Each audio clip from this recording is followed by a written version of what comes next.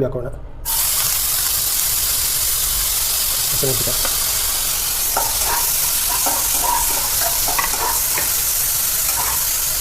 Soya sauce chilli sauce ಎಲ್ಲ ಹಾಕೊಂಡಿದ್ದೆ.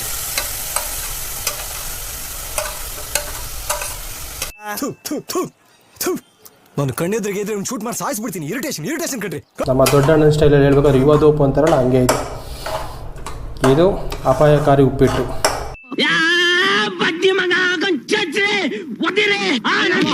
ಹುಟ್ಟಿದ್ರೆ ಹುಲಿ ಸಿಂಹ ಥರನೇ ಹುಟ್ಟಬೇಕಪ್ಪ.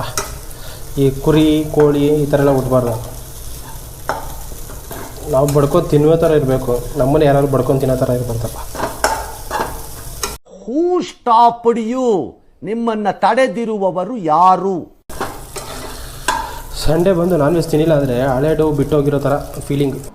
ಅಬ್ಬಬ್ಬಬ್ಬ ಲ್ಯಾಟ್ರಿ ನೋಡಿ, ಮುದ್ದೆ ಬಿಹಾಳದವರಿದು.